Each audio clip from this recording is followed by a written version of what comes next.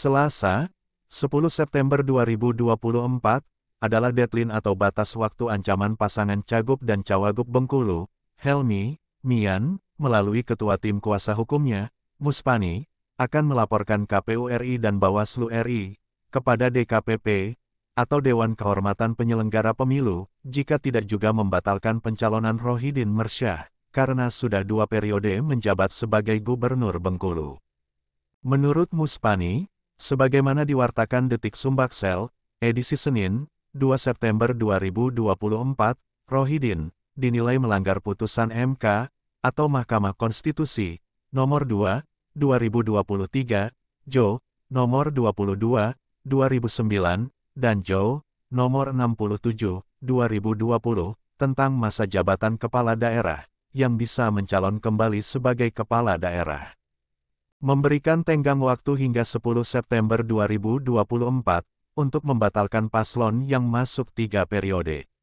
Apabila tidak diindahkan, akan dilakukan tindakan hukum, termasuk mengadukan atau melaporkan KPU RI dan Bawaslu RI ke Dewan Kehormatan Penyelenggara Pemilu atau DKPP, tegas Muspani, juga sebagaimana dikutip Detik Sumbaksel.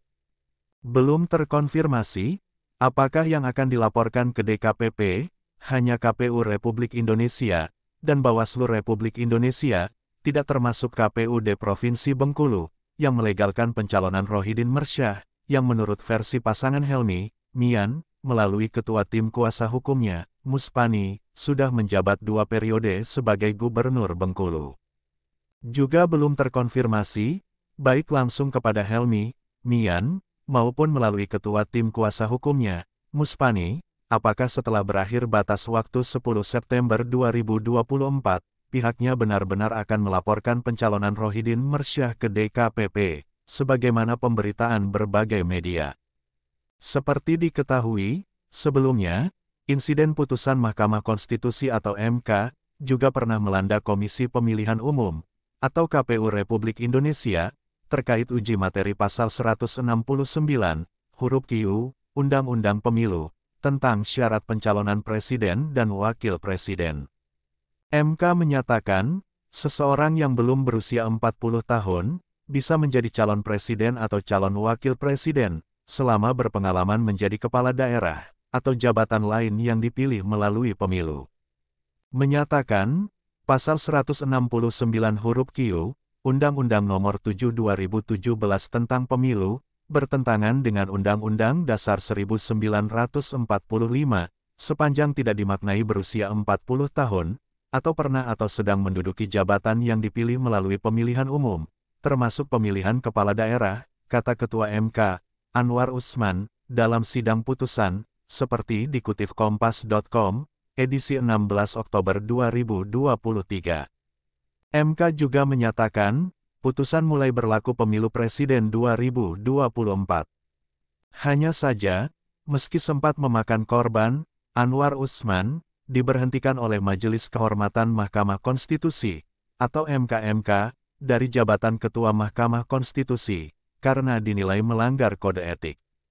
Putusan MK 90, garing, PUU, Gatar, 21 Rumawi, garing, 2023, tentang batas usia minimal calon presiden dan calon wakil presiden, yang meloloskan Gibran Rakabuming Raka, yang belum berusia 40 tahun, maju sebagai calon wakil presiden, kemudian terpilih menjadi wakil presiden, mendampingi Prabowo Subianto, sebagai Presiden RI 2024-2029, tetap sah dan berlaku.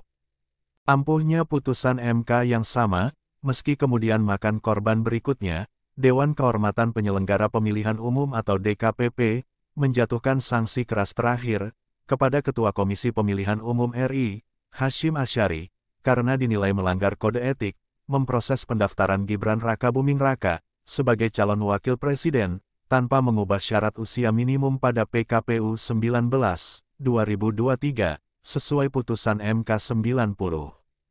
Hasyim Asyari, sebagai teradu 1, terbukti melakukan pelanggaran kode etik, dan pedoman perilaku penyelenggara pemilu, kata Ketua DKPP, Hedi Lugito, saat membacakan putusan, seperti diberitakan Kompas.com, edisi 5 Februari 2024.